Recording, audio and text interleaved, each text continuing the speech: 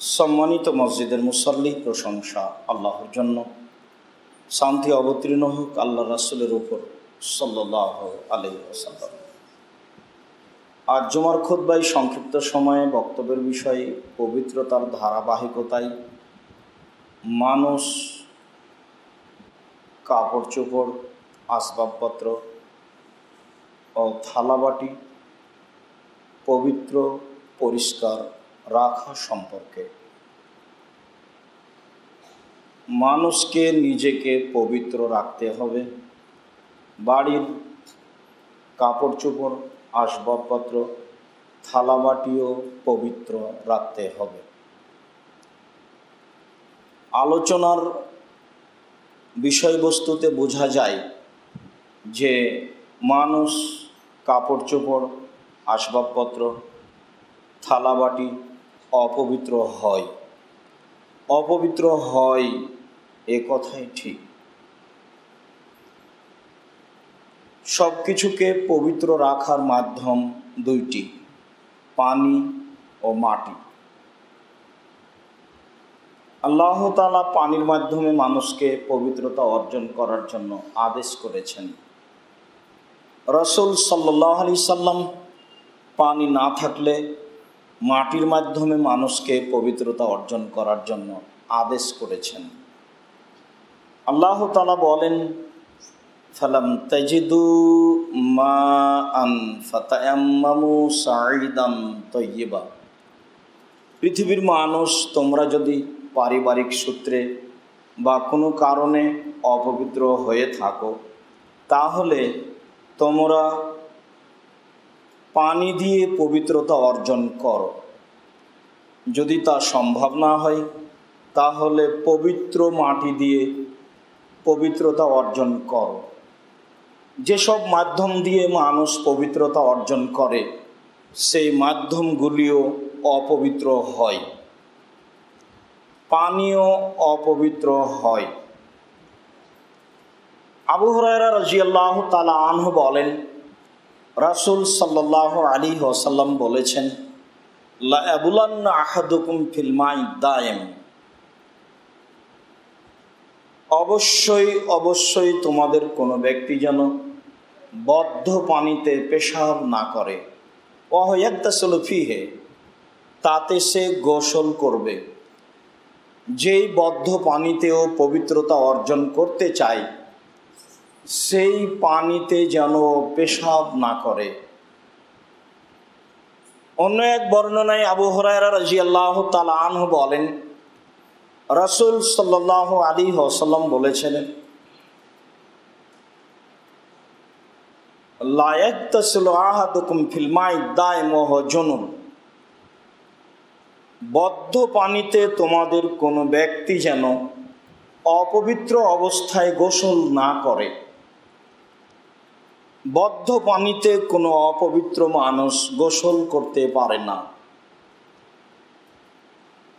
आबू हुरायरा रादियाल्लाहु ताआला आनहु के जिज्ञासा करा हलो ताहले मानुष किभाबे पवित्रता अर्जन करबे?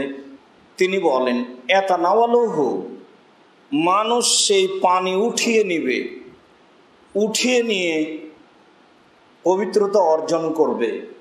विवरणे बुझा जाय पानी अपवित्र हय ताई तिनि बद्ध पानीते अपवित्र अवस्थाय गोसल करते निषेध करलेन। बुझा जाय पानी अपवित्र हय ताई तिनि बद्ध पानीते पेशाब करते निषेध करलेन।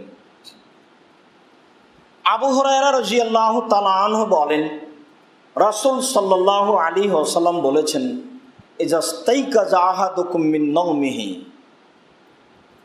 फला यगमिस यदाहु फिल इनाए हत्ता यगसिलाहा सालासान हत्ता यगसिलाहुमा सालासान।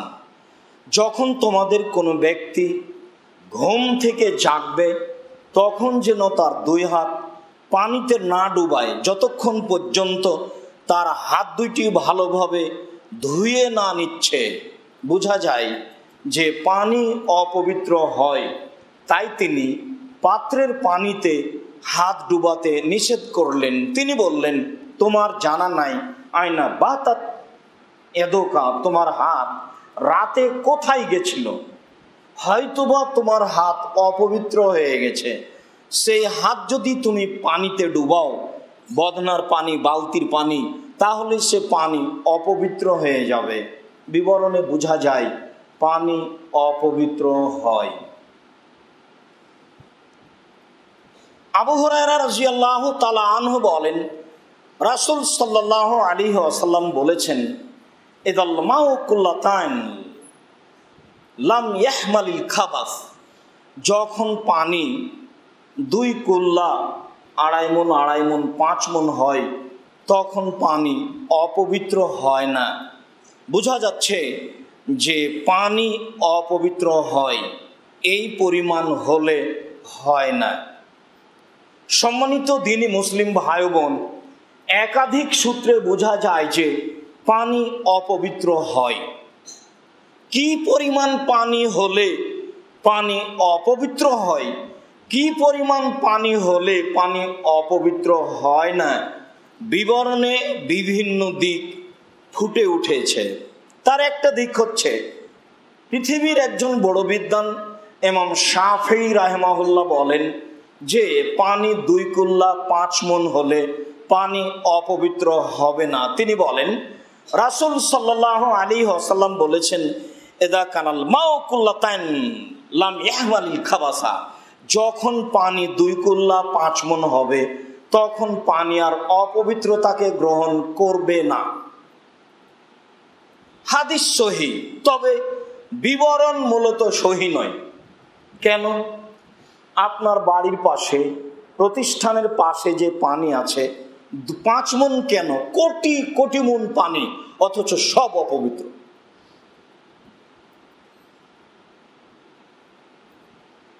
এইরকমই ঢাকা শহরের পাশে বুড়িগঙ্গা নদীর মতো নদীর পানি অপবিত্র, পানির গন্ধে পাশে থাকা যায় না। বোঝা যাচ্ছে যে 5 মণ হলেই পানি অপবিত্র হবে না, বিবরণ ঠিক নয়, তবে হাদিস নিজ স্থানে ঠিক। আয়েশা রাদিয়াল্লাহু তাআলা আনহা বলেন, রাসূল সাল্লাল্লাহু আলাইহি ওয়াসাল্লাম বলেছেন, ইন্নামাল মাউ তাহুরুন লা ইউনাজ্জিসু শাইআ, নিশ্চয় পানি পবিত্র, কোনো কিছুই তাকে অপবিত্র করতে পারে না। পানি কম হোক, পানি বেশি হোক, কোনো সময় পানি অপবিত্র হয় না। হাদিস সহিহ আবু দাউদ, যা আয়েশা রাদিয়াল্লাহু তাআলা আনহা বলেন। তবে 1 গিলাস পানিতে 1 ফোঁটা পেশাব পড়ে গেলে পানি অপবিত্র হয়, এ কথাই ঠিক। 1,00,000 মণ পানি, কোটি মণ পানি অপবিত্র হয়, এ কথাই ঠিক। হাদিস সহিহ, তবে বিবরণ ঠিক নয়। ইমাম মালিক রাহিমাহুল্লাহ বলেন যে পানির যতক্ষণ পর্যন্ত 3টি গুণ পরিবর্তন না হয়েছে ততক্ষণ পর্যন্ত পানি পবিত্র। তার একটি গুণ হচ্ছে, পানির যদি রং পরিবর্তন হয়ে যায় তাহলে পানি অপবিত্র।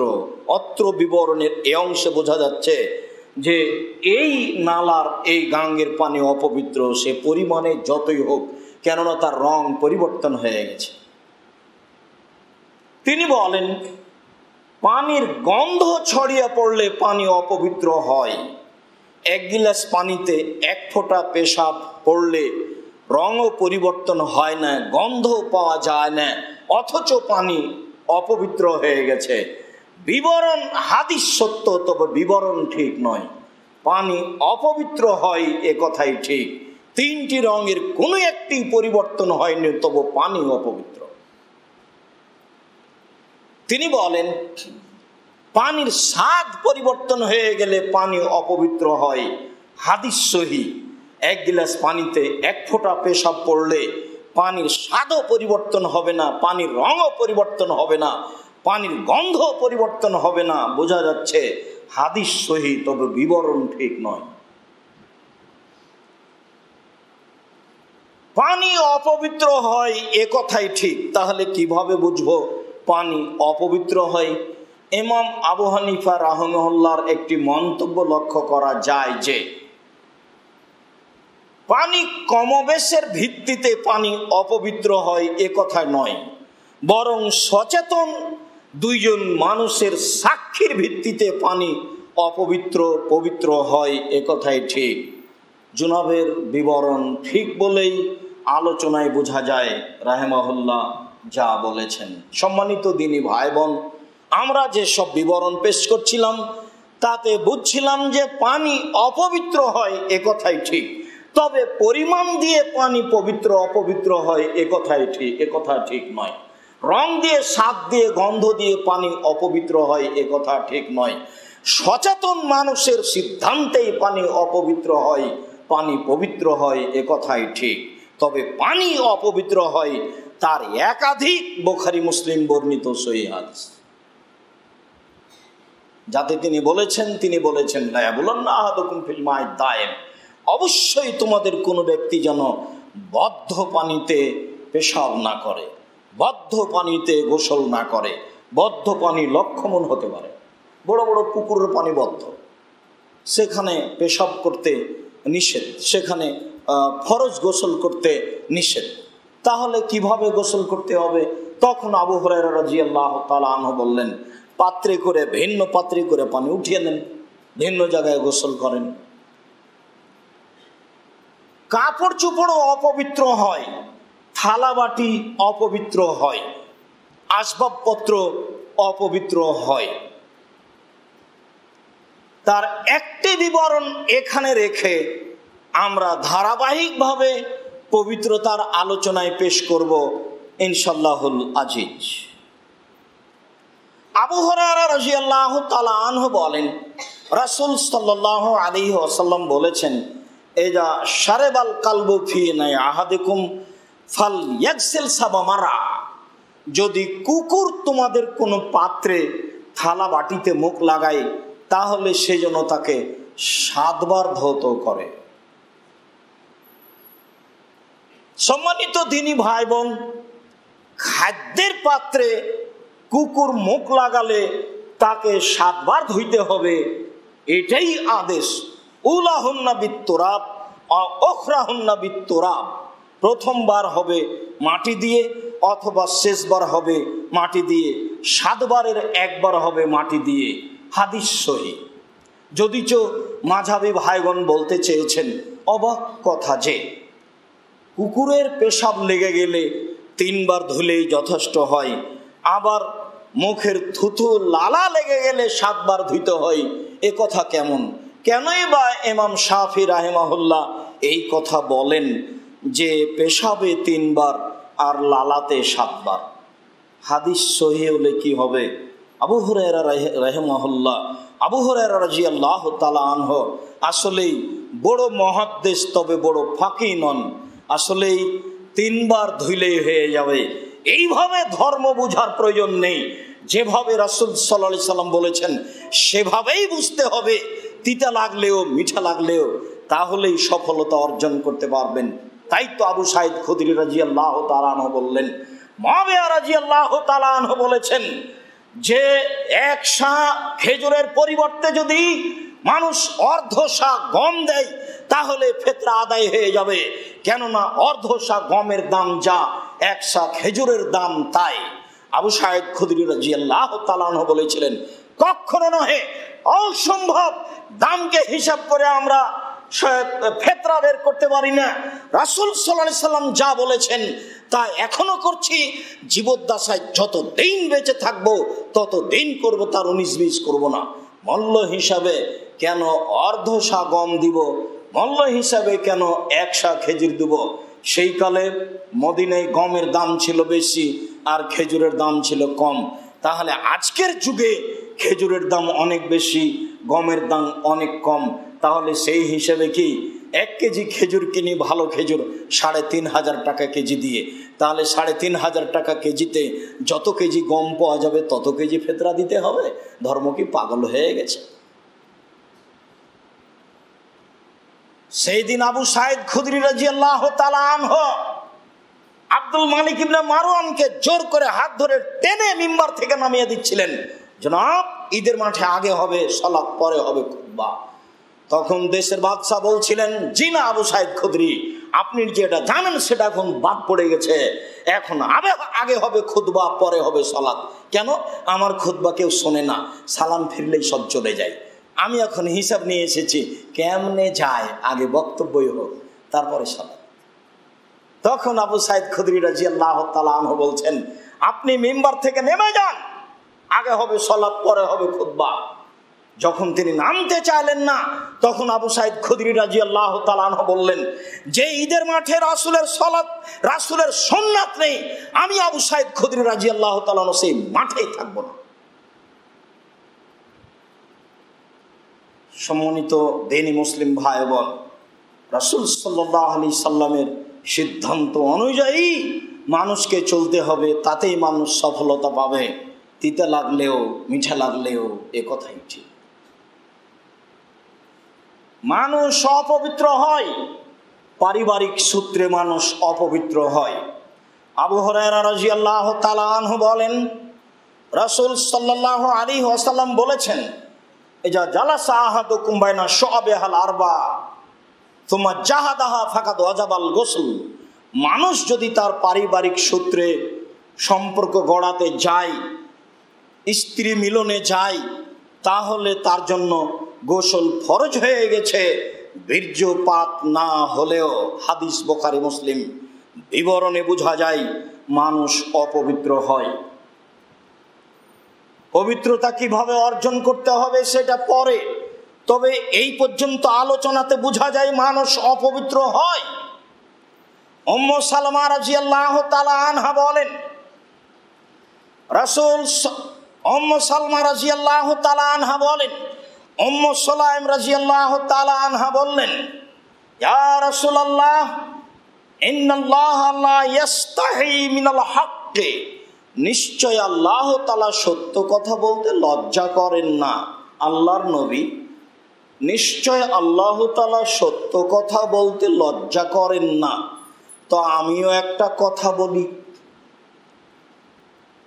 ফাল আলাল মারআতে মিন গোসলিন ইজাহতামালাত, মহিলাদের যদি স্বপ্নদোষ হয় তাহলেও কি তাকে গোসল করতে হবে?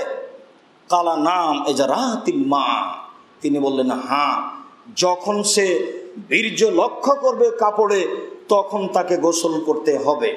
ফাগাত্তা তুমু সালমা ওয়াজহাহা, তখন কথাটি শুনে উম্মু সালমা লজ্জায় কাপড় দিয়ে মাথা ঢেকে নিলেন। তিনি বললেন, আওয়া তাহতানিমুল মারাত, মহিলাদের কি স্বপ্নদোষ হয়? এটা কেমন কথা হলো আল্লাহর নবী?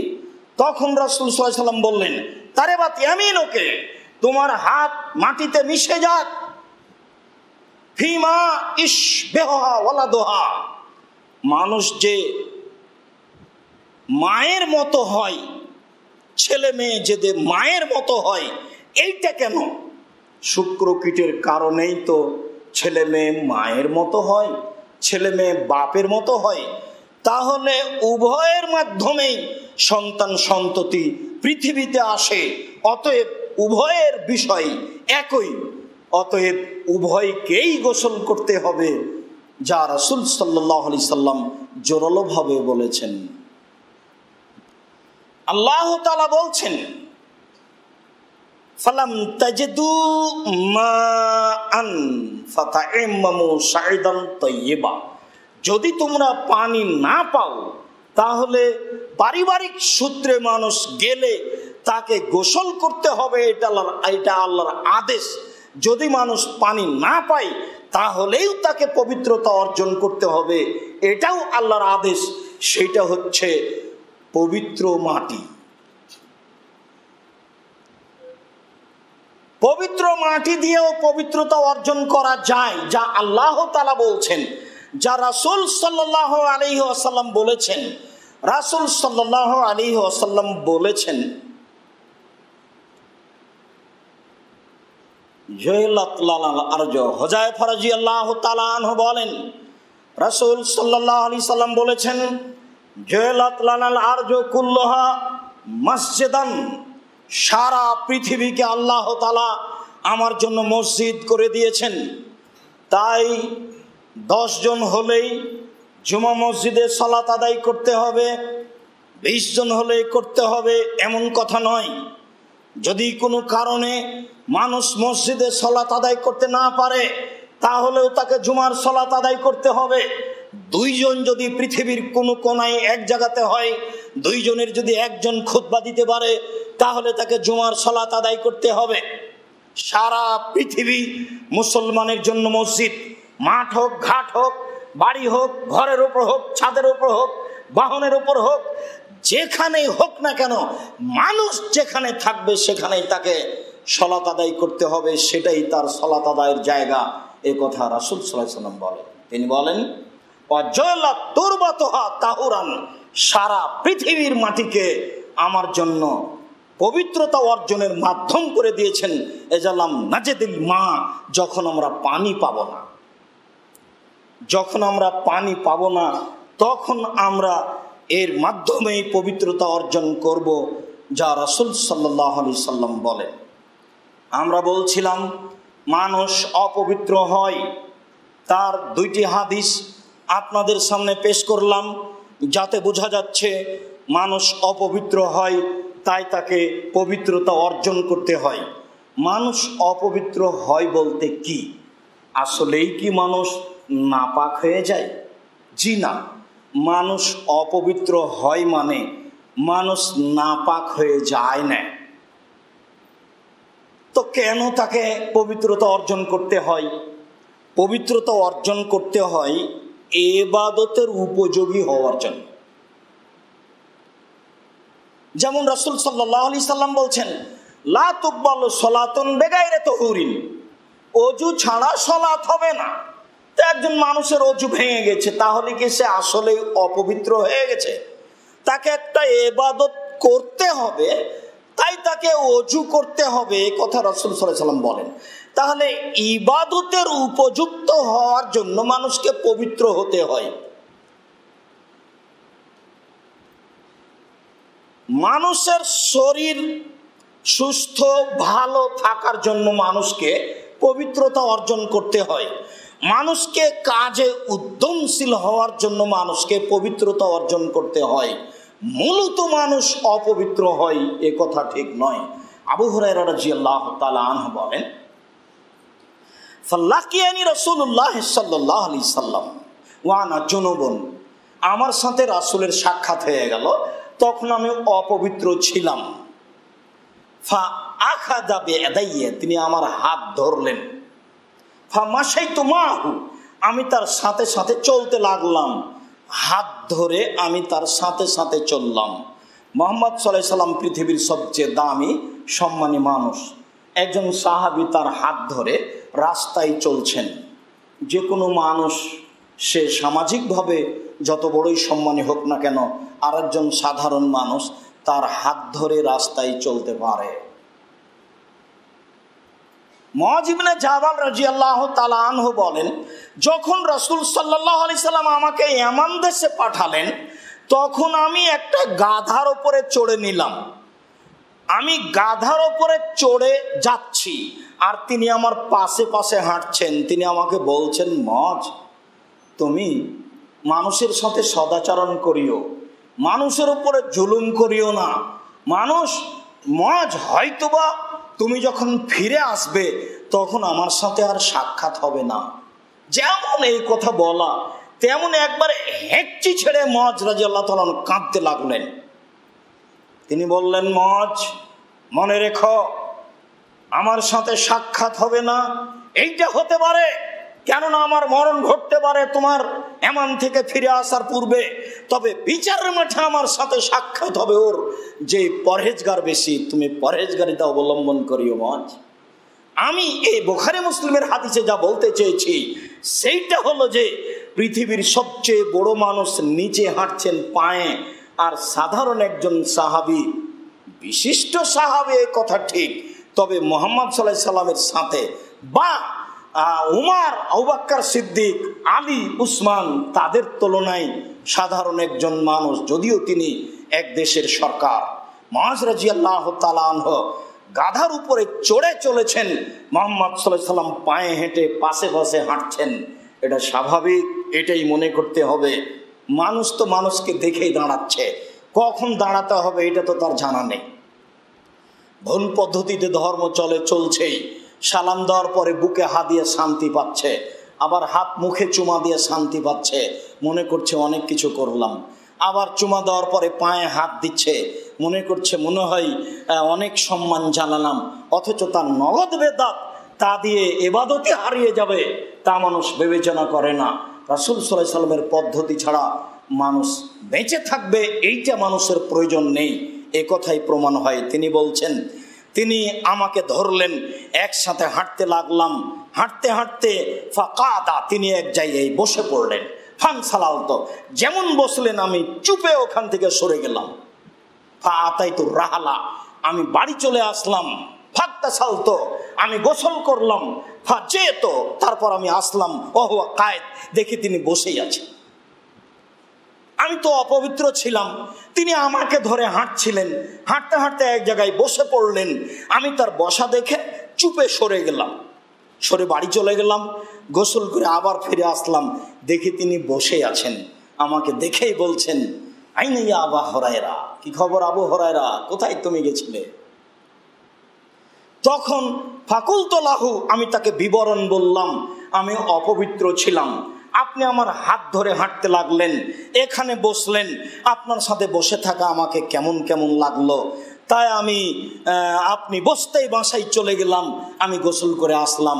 তখন রাসূল সাল্লাল্লাহু আলাইহি ওয়াসাল্লাম বলছেন, সুবহানাল্লাহ, আল্লাহুস সামাদ, সুবহানাল্লাহ। বলো কি আবু হুরায়রা, ইন্নামাল মুমিন লাম ইয়ানজুস, মুমিন কোনোদিনও অপবিত্র হয় না। হাদিস বুখারী মুসলিম। নেন এবার এই বাক্য বলার জন্য এতক্ষণ পর্যন্ত বলছি কথা। তিনি বললেন, আবু হুরায়রা বলো কি সুবহানাল্লাহ, যদি কোনো আশ্চর্য কিছু দেখেন তাহলে সুবহানাল্লাহ, আর যদি ভালো কিছু দেখেন তাহলে আলহামদুলিল্লাহ। তাবলিগে গেলে যদি খাওয়ার দিতেই থাকে, আরো যদি নেওয়ার প্রয়োজন হয় তাহলে সুবহানাল্লাহ, আর আলহামদুলিল্লাহ বললে আর দিবে না বা আর নিবে না, মানে শেষে আলহামদুলিল্লাহ।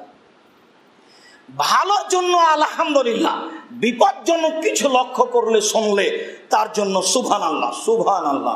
বলো কি আবু হুরায়রা, আরে মানুষ কি অপবিত্র হয় নাকি? হাদিস বুখারী মুসলিম। তাহলে বোঝা যাচ্ছে মানুষ মূলত অপবিত্র হয় না, তাকে এই কারণে গোসল করতে হবে, মূলত ইবাদতের উপযোগী হওয়ার জন্য, মূলত তার শরীর সুস্থ ঠিক থাকার জন্য, মূলত সে কাজে উদ্যমশীল হবে এই জন্য। আয়েশা রাদিয়াল্লাহু তাআলা আনহা বলেন, কানান নবী সাল্লাল্লাহু আলাইহি সাল্লাম কানা জুনুবান, রাসূল সাল্লাল্লাহু আলাইহি সাল্লাম অপবিত্র হতেন। সুমা আরাদা আইয়াকুলা ওয়া ইয়ানামা, এরপরে রাসূল সাল্লাল্লাহু আলাইহি সাল্লাম খাওয়া ও পান করার ইচ্ছা করতেন। অপবিত্র হওয়ার পরে তিনি খাবেন, অপবিত্র হওয়ার পরে তিনি পান করবেন, এটা ইচ্ছা করতেন। ফাতাওয়াদ্দা উযুহু লিস-সালাহ, তখন তিনি অজু করে নিতেন, সালাতের অজু। তাহলে মানুষ অজু করলে পবিত্র হয়ে যায়, যেই পবিত্রতা মূলত অর্জন করতে হবে গোসল করে, এখনো মূলত পবিত্র হয়নি। যেই পবিত্রতা অর্জন করতে হবে গোসল করে, সেই পবিত্রতা তিনি অর্জন করছেন আপাতত সাময়িক সময়ে ঘুমিয়ে যাওয়ার জন্য এবং খাওয়ার জন্য। তাহলে মানুষ অপবিত্র হয়ে গেলে গোসল না করেই খেতেও পারে, ঘুমাতেও পারে, বাড়ির সব কাজ করতে পারে, অপবিত্র অবস্থায় করতে পারে না এমন কিছু বললেই তা হবে শিরক।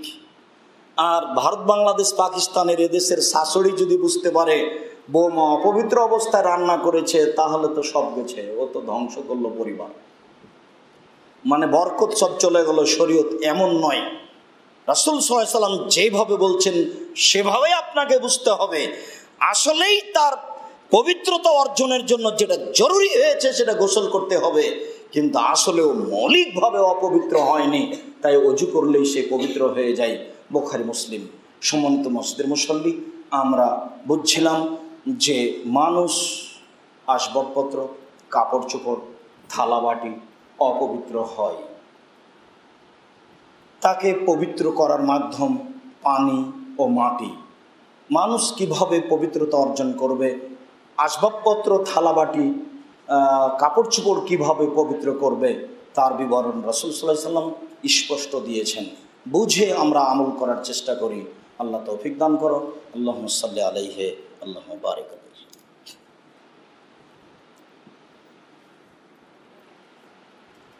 আলহামদুলিল্লাহি ওয়াহদা ওয়াসসালাতু ওয়াসসালামু আলা মান লা নাবিয়্যা বাদা। আল্লাহ তাআলা বলেন, ফীহি রিজালুন ইউহিব্বুনা ইয়াতাতাহহারু, সেখানে কতগুলি লোক রয়েছে যারা ভালোবাসে পবিত্রতা অর্জন করা। আল্লাহু ইউহিব্বুল মুত্তাহিরিন, নিশ্চয় আল্লাহ তাআলা পবিত্রতা অর্জনকারীকে ভালোবাসেন। তারা নিজেরাও পবিত্রতা অর্জন করা ভালোবাসে, আর যারা পবিত্রতা অর্জন করে আল্লাহ তাআলা তাকে ভালোবাসেন। তাহলে মানুষের জীবনে পবিত্রতা অর্জন করা একটা জরুরি কাজ, যা আমরা ধারাবাহিকভাবে দীর্ঘদিন থেকে বলে আসছি। বিশেষভাবে যেদিন থেকে করোনা দেখা দিয়েছে সেদিন থেকে আমরা পৃথিবীর পুরুষ নারীকে রাসূল সাল্লাল্লাহু আলাইহি সাল্লামের পদ্ধতিতে পবিত্রতা অর্জন করার জন্য অনুরোধ জানাচ্ছি। স্যাভলন মেখে পবিত্রতা অর্জন করতে আমি কোনোদিন বলিনি। মুখে মুখোশ লাগিয়ে করোনা ঠেকানোর জন্য আমি কোনোদিন বলিনি।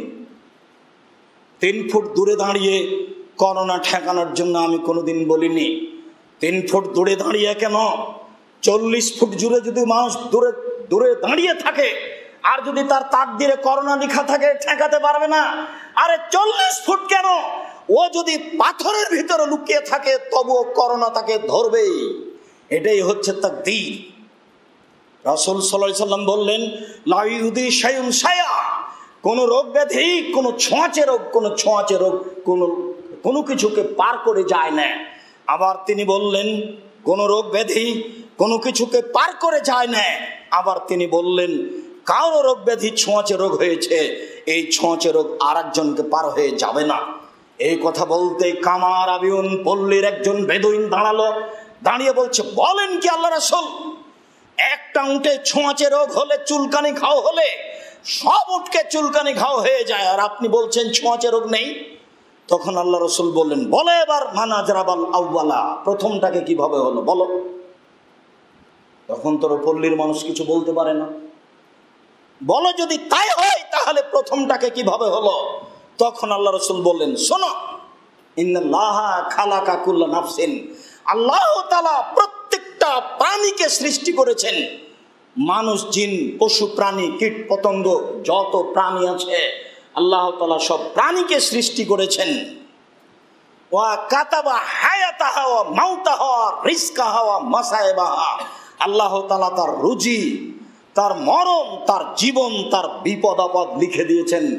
পৃথিবীর সৃষ্টির 50,000 বছর পূর্বেই যদি তার তাকদিরে করোনা লেখা থাকে, আর যদিও গ্লাসের মধ্যে ঢুকে থাকে, তবুও তাকে করোনা ধরবেই।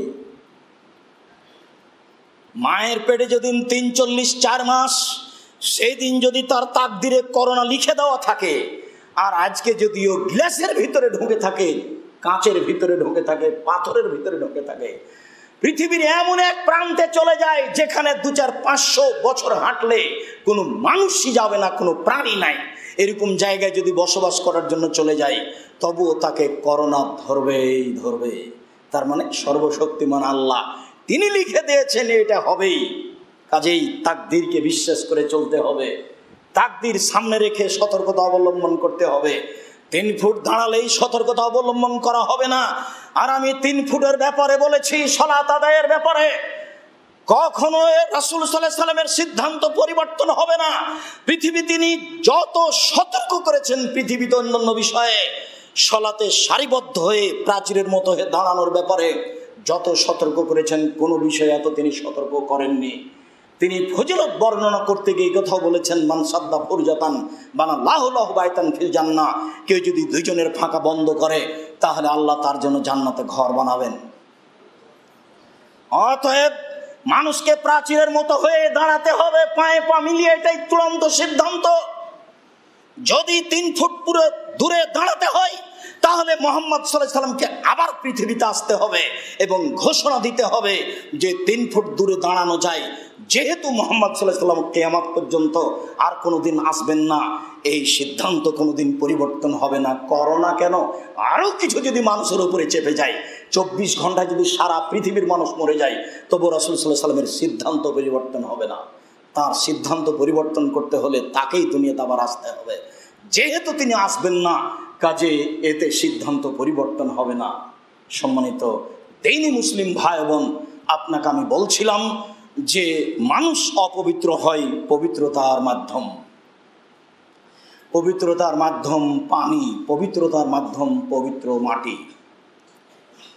আয়েশা রাদিয়াল্লাহু তাআলা আনহা বলেন, কানান নবী সাল্লাল্লাহু আলাইহি ওয়াসাল্লাম ইয়াগতাসিলু লিল জানাবা, রাসূল সাল্লাল্লাহু আলাইহি ওয়াসাল্লাম পবিত্রতার জন্য গোসল করতেন। বাদা ফাগাসালা ইয়াদাইহি, তিনি পবিত্রতার জন্য গোসল আরম্ভ করে 2 হাত ধৌত করতেন। সুম্মা ইয়াতাওয়াদ্দাউ কামা ইয়াতাওয়াদ্দু লিস-সালাতে, তারপরে তিনি ওযু করতেন সালাতের ওযুর মতো। আগেই তিনি 2 হাত ধুচ্ছেন, পবিত্রতার ফরজ গোসল হিসাবে পবিত্রতা অর্জন করার জন্য পদ্ধতি। এরপরে সুম্মা ইগসিলু আসাবিআহু ফিল মাই, ওযু করার পরে পানির ভিতরে তিনি হাত ঢোকাতেন। ফায়ুখাল্লিলু বিহা, তারপর এই পানি তিনি দিয়ে মুখমণ্ডল হাত ধৌত করতেন। সুম্মা ইয়াসুব্বু আলা রাসিহি সালাসা গারাফাতিন বিয়াদাইহি, তারপরে তিনি 3 অঞ্জলি পানি মাথায় ঢেলে দিতেন।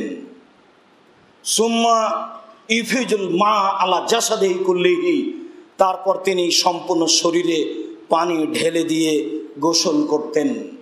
বিবরণ আয়েশা রাদিয়াল্লাহু তাআলা আনহা পেশ করেন। ইবনে আব্বাস রাদিয়াল্লাহু তাআলা আনহু বলেন, মাইমুনা রাদিয়াল্লাহু তাআলা আনহা বলেন, ওয়াজাতু লিন নবী সাল্লাল্লাহু আলাইহি সাল্লাম গোসলান, আমি রাসূল সাল্লাল্লাহু আলাইহি সাল্লামের জন্য পবিত্রতা অর্জন করার জন্য পানি রেডি করলাম। ফাসাতাতুহু বিসাওবিন, আমি তাকে একটা কাপড় দিয়ে ঘেরে দিলাম।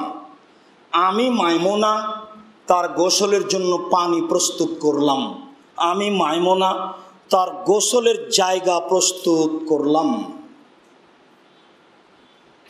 ফাসাব্বা আলা ইয়াদাইহি, তারপর তিনি তার 2 হাতের উপরে পানি ঢাললেন, 2 হাতকে ধৌত করলেন। সুম্মা গাসালা ফারজাহু, সুম্মা সাব্বা বিয়ামিনিহি আলা শিমালিহি, তারপর তিনি তার ডান হাত দিয়ে বাম হাতের উপরে পানি ঢাললেন।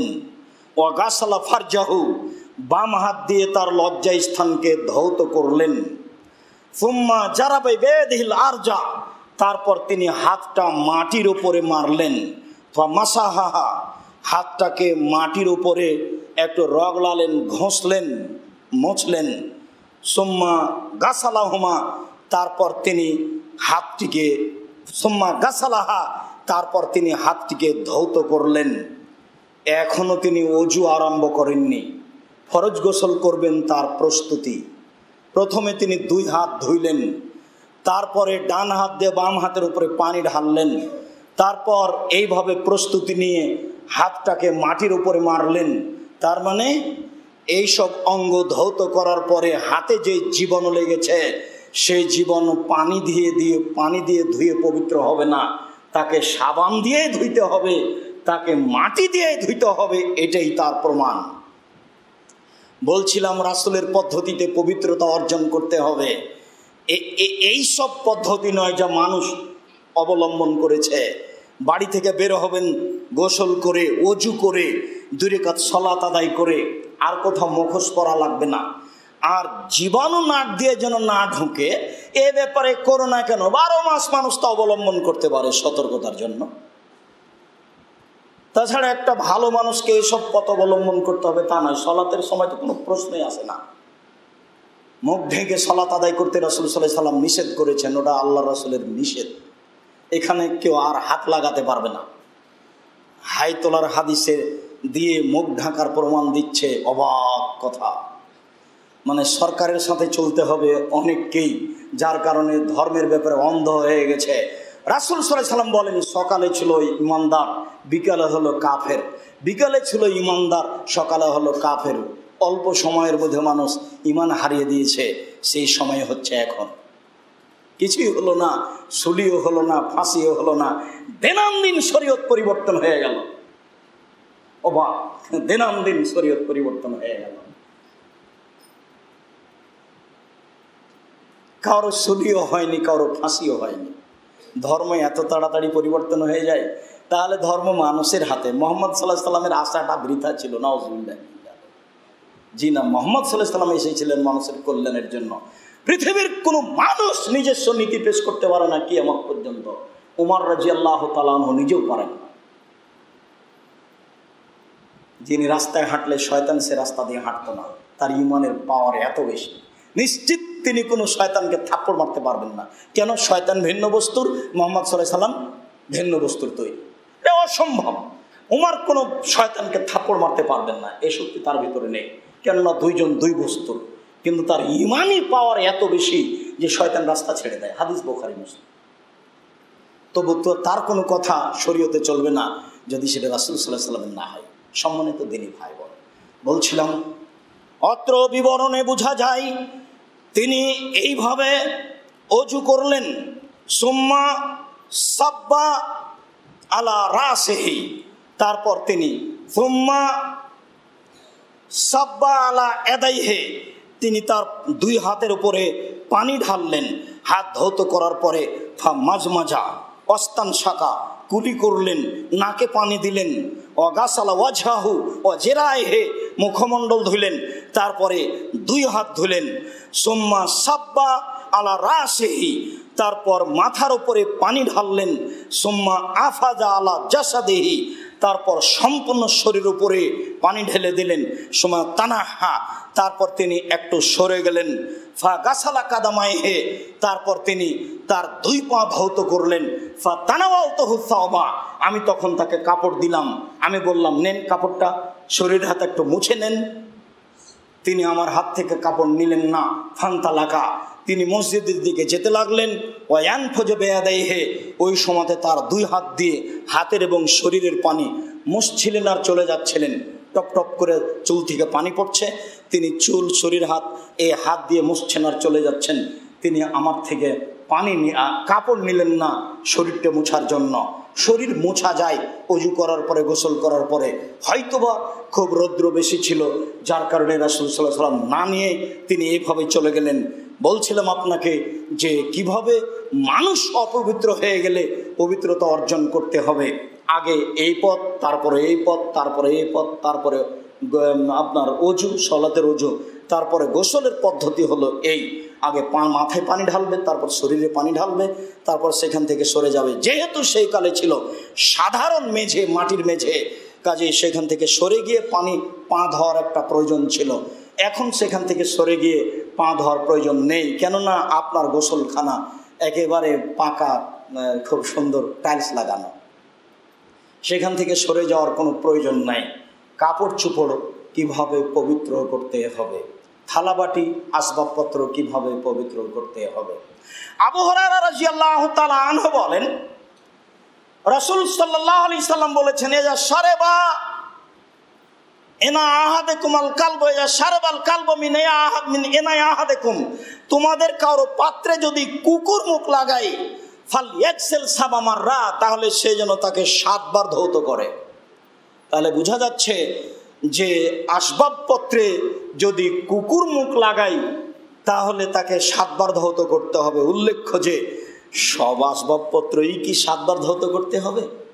কাপড় চোপড় কি 7 বার ধৌত করতে হবে? জি না। যেসব পাত্রে মানুষ খায়, পান করে, সেই পাত্রে যদি কুকুর মুখ লাগাই তাহলে 7 বার ধৌত করতে হবে, তার একবার মাটি দিয়ে, বাকিগুলো নয়। আব্দুর রাজ্জাক সাহেব, বাকিগুলো 7 বার ধৌত করতে হবে না, তার প্রমাণ কি? আব্দুল্লাহ ইবনে উমর রাদিয়াল্লাহু তাআলা আনহু বলেন, কানাতিল কিলাবু তুকবালু ওয়া তুদবরু ফিল মসজিদে ফি জামানি রাসূলিল্লাহ সাল্লাল্লাহু আলাইহি সাল্লাম ওয়া লাম ইয়াকুনু ইয়ারশুনা শাইয়ান মিন যালিক। রাসূলের যুগে কুকুর মসজিদে নববীর এক দরজা দিয়ে ঢুকতো, আর এক দরজা দিয়ে বের হতো। শত কুকুর, কানাতিল কিলাব, অনেক কুকুর মসজিদে নববীর এক দরজা দিয়ে ঢুকতো, আর এক দরজা দিয়ে বের হয়ে যেত। রাসূল সাল্লাল্লাহু আলাইহি ওয়াসাল্লাম ওইসব জায়গার উপরে পানি ছিটিয়ে দেওয়ার প্রয়োজন মনে করেননি। তাহলে কুকুর যদি কাপড় ছুঁয়ে নেয় তাহলে ধুইতেও হবে না, অপবিত্রও হয়নি। কাপড় যদি অন্য আসবাবপত্র ছুঁয়ে নেয় বা তাতে মুখ দিয়ে দেয়, ধুইতেও হবে না, তাকে 7 বার পরিষ্কারও করতে হবে না। এই বিধান শুধুমাত্র ওই জিনিসের ওপরে যেসব জিনিস মানুষ খাওয়া ও পান করার জন্য ব্যবহার করে থাকে। বিষয়টি যেন আপনাদের কাছে স্পষ্ট হয়। সব হাদিসগুলি বুখারী মুসলিম। আবু হুরায়রা রাদিয়াল্লাহু তাআলা আনহু বলেন, কামা রাবিউন ফাবালা মিল মসজিদে, একজন পল্লীর বেদুইন লোক মসজিদে আসলো, মসজিদে এসে পেশাব করতে লাগলো। যখন পেশাব করতে লাগলো তখন সাহাবীগণ তাকে ধমকাতে লাগলো। রাসূল সাল্লাল্লাহু আলাইহি ওয়াসাল্লাম বললেন, দাও, ছাড়ো ছাড়ো ছাড়ো, ওকে পেশাব করতে দাও, ওকে ধমকায়ও না। ফা আহরিকু দালবান মিন মাইন আলা বাউলিহি, তোমরা এক বালতি পানি তার পেশাবের উপরে ঢেলে দাও।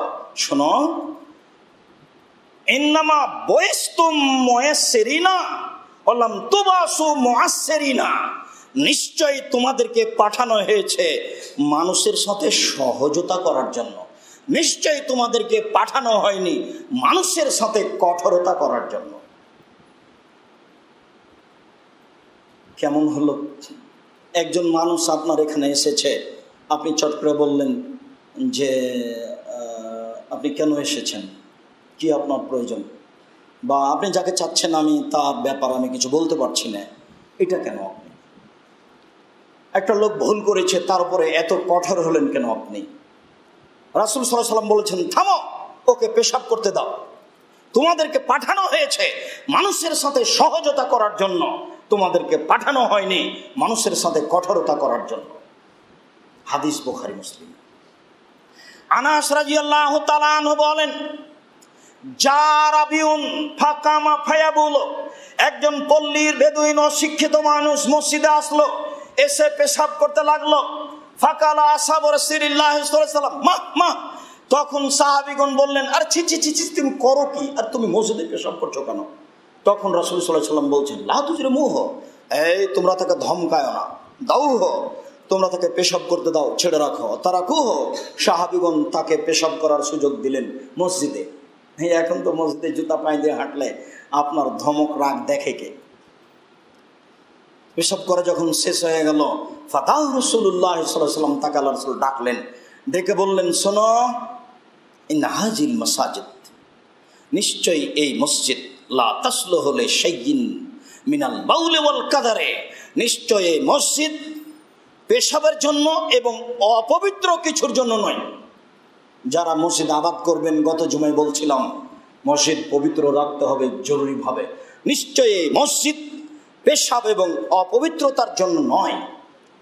ইন্নামা হিয়া, নিশ্চয়ই মসজিদ লিযিকরিল্লাহি, আল্লাহকে ডাকার জন্য, ওয়াসসালাতে, সালাত আদায়ের জন্য, ওয়া কিরাতিল কোরআনে, কোরআন তেলাওয়াতের জন্য।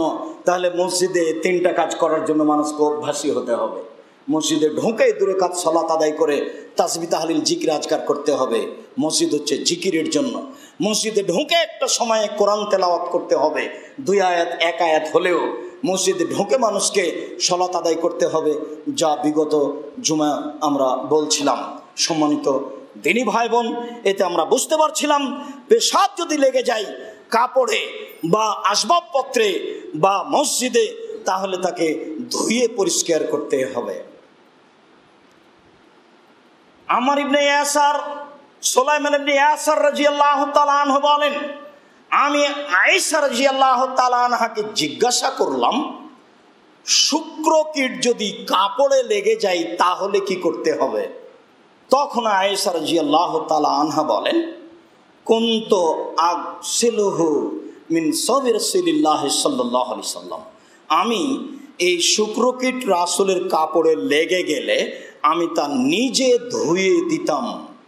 তিনি বলেন, অকুন্ত উফরেকো মিন সবে রাসূলিল্লাহ সাল্লাল্লাহু আলাইহি সাল্লাম, এই শুক্রকীট রাসূলের কাপড়ে লেগে গেলে আমি নখ দিয়ে খুঁটরিয়ে তা সরিয়ে দিতাম।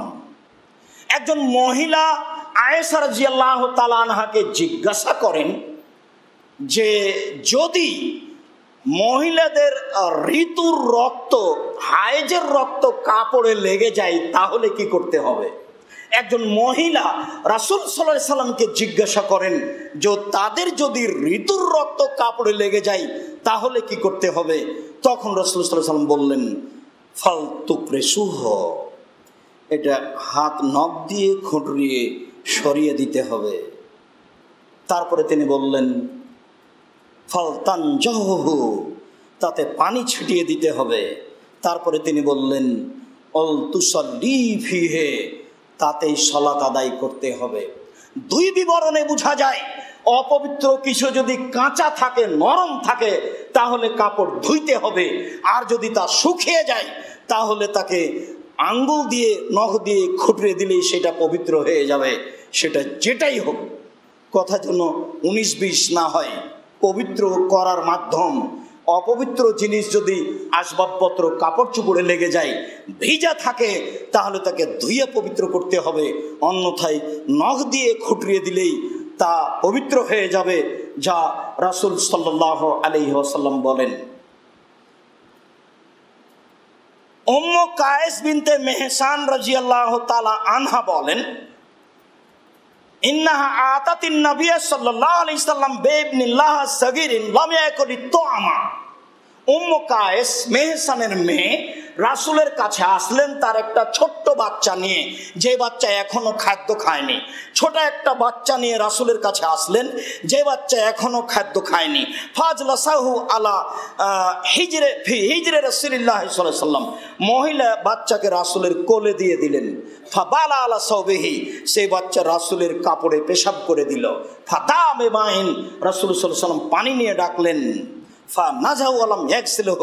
তিনি কাপড়ের উপরে পানি ছিটিয়ে দিলেন, তিনি কাপড় ধৌত করলেন না। হাদিস সহিহ। বোঝা গেল যে বাচ্চা যদি খাদ্য না খায়, ছেলে বাচ্চা, আর তাতে যদি পেশাব লেগে যায় তাহলে পানি ছিটিয়ে দিলে পবিত্র হয়ে যাবে, তাকে ধৌত করতে হবে না। লুবাবা বিনতে হারিস রাদিয়াল্লাহু তাআলা আনহা বলেন যে হোসেন ইবনে আলী রাদিয়াল্লাহু তাআলা আনহু রাসূলের কোলে ছিল। ফাবালা আলা সাওবিহি, হোসেন রাসূলের কাপড়ে পেশাব করে দিল। আমি তাকে বললাম, আল্লাহর নবী, ইগসিল সাওবান ইলবেস সাওবান, আপনি আরেকটা কাপড় পরেন। তিনি যারাকে আপনার লুঙ্গিটা দেন, আমি ধুয়ে দিই। তখন তিনি বললেন, দেখো, ইন্নামা ইউগসালু মিন বাউলিল উনসা, নিশ্চয় মেয়েদের পেশাব ধৌত করা হয়। ওয়ালাম ইউগসাল ওয়া ইনজাহু মিন বাউলিল গোলামে, আর ছেলেদের পেশাবে পানি ছিটিয়ে দেওয়া হয়। মনে রাখবেন, আগের হাদিসে খাওয়ার বিষয়টি ছিল না, যার জন্য পানি ছিটানো হয়ে গেছে। যতদিন পর্যন্ত ছেলে বাচ্চা খাদ্য খায়নি ততদিন পর্যন্ত পানি ছিটিয়েই চলবে, আর যখন বাচ্চা খাদ্য খাবে তখন পানি ছিটিয়ে হবে না, ধৌত করতে হবে। আর মেয়ে বাচ্চা ছোট হোক বড় হোক, সব সময় ধৌত করতে হবে। বলছিলাম আসবাবপত্র, জিনিসপত্র কিভাবে পবিত্র করতে হবে। সম্মানিত দিনী ভাই বোন, আমরা দীর্ঘদিন থেকে পবিত্রতার আলোচনা করে আসছি। আজকে আপনাদের সামনে পেশ করছিলাম, মানুষ নিজে অপবিত্র হয়, তাকে পবিত্র রাখতে হবে। তার মাধ্যম হলো এই, মানুষের আসবাবপত্র কাপড় চোপড় অপবিত্র হয়, তাকে পবিত্র রাখতে হবে, তার মাধ্যম হলো এই। কথাগুলি বারবার স্মরণ করে এইভাবে পবিত্র রাখার ও পবিত্র করার প্রাণপণে চেষ্টা করবেন। সম্মানিত দিনী ভাই বোন, আপনাদের অবগতিতে আছে জামিয়া সালাফিয়ার কথা। জামিয়া সালাফিয়া ডাঙ্গিপাড়া পাওয়া রাজশাহী, জামিয়া সালাফিয়া রূপগঞ্জ নারায়ণগঞ্জ ঢাকা। এই দেশে সহিহ হাদিস সঠিক আকীদার সবচেয়ে বড় প্রতিষ্ঠান, যেখানে প্রায় 3000 ছেলে মেয়ে পড়াশোনা করে, যাদের 515 জন এতিম অসহায় রয়েছে, যার 535 জন এতিম অসহায় রয়েছে, যার 15 জন শুধু এতিম। সাথে সাথে জামিয়া সালাফিয়া ডাঙ্গিপাড়া পবা রাজশাহীর বাইতুল হাম জামে মসজিদের 2 তলার কাজ আরম্ভ হচ্ছে, নিচে তলায় কিছু কাজ বাকি রয়ে গেছে। সকল দিনই ভাই বোনকে মর্মে আমরা দানের হাত প্রশস্ত করার জন্য অনুরোধ জানাচ্ছি। 2 প্রতিষ্ঠানে মেয়েদের আবাসিক ব্যবস্থা করা জরুরি। 2 প্রতিষ্ঠানে লাইব্রেরি করা, বই পুস্তক সংগ্রহ করা একান্ত জরুরি। 2 প্রতিষ্ঠানে কিছু জমি কেনা একান্ত জরুরি। যা ছাড়া, যে জমি ছাড়া প্রতিষ্ঠানগুলি সাজানো সুন্দর হচ্ছে না বা তাতে থাকার বসবাস করা উপযুক্ত হচ্ছে না মর্মে সকল দিনই ভাই বোনকে আমরা এই জামিয়া সালাফিয়ার সার্বিক বিষয়ে সহযোগিতা করার জন্য অনুরোধ জানাচ্ছি। মর্মে আমরা আপনাদেরকে মার্চেন্ট বিকাশ নাম্বারটি ব্যবহার করার জন্য অনুরোধ জানাচ্ছি। মার্চেন্ট বিকাশ নাম্বারের কথা আপনারা সবাই জানেন, 01974 088 আপনার বিকাশের 4 নম্বর অপশনে গেলে পেমেন্ট দেখা যাবে, সেখানে আপনারা টাকা পাঠানোর চেষ্টা করবেন। এছাড়াও আমরা যে সকল পার্সোনাল বিকাশ নাম্বার ব্যবহার করি সেগুলি ব্যবহার করার জন্য অনুরোধ জানাচ্ছি। এছাড়া বাইতুল হাম জামে মসজিদের নামে একটি অ্যাকাউন্ট খোলা আছে, যা আপনারা অবগত আছেন। এতিমদের ভিন্ন অ্যাকাউন্ট খোলা আছে, যা আপনারা অবগত আছেন। আর জামিয়া সালাফিয়ার জেনারেল ফান্ডের নামে অ্যাকাউন্ট খোলা আছে, যা আপনারা অবগত আছেন। আপনাদের সুবিধার জন্য ভিন্ন ভিন্নভাবে অ্যাকাউন্ট খোলা হয়েছে। আমরা অচিরেই এতিম বিভাগ সম্পূর্ণ পৃথক করে দিব, তখন আপনাদের সব কাজ এতিম পারপাস সহজ হয়ে যাবে ইনশাল্লাহ। সকল দিনই ভাই বোনকে আমরা দানের হাত প্রশস্ত করার অনুরোধ জানিয়ে তাদের জন্য দোয়া করি। আল্লাহ, তুমি তাদের অর্থ সম্পদে বরকত দান করো, তুমি তাদেরকে হেফাজতে রাখো। তাদের যারা মারা গেছে তুমি তাদের কবরের শাস্তি মাফ করে দাও। তাদের যারা আহাল পরিবার দুনিয়াতে বেঁচে আছে তুমি তাদের সুস্থ ভালো রাখো। যারা আমাদের মারা গেছে তুমি তাদের কবরের শাস্তি মাফ করো। যারা আমরা অসুস্থ তুমি তাদের আরোগ্য দান করো। যারা আমরা বেঁচে আছি তুমি তাদেরকে তোমার রাসূলের পদ্ধতি অনুযায়ী চলার তৌফিক দান করো। বিশেষভাবে করোনা ভাইরাসকে লক্ষ্য করে রাসূল সাল্লাল্লাহু আলাইহি সাল্লামের সুন্নাতকে এড়িয়ে চলছে মানুষ। তুমি মানুষকে, সারা পৃথিবীর মানুষকে এই মুহূর্তে বরং মসজিদে মুখী করে দাও।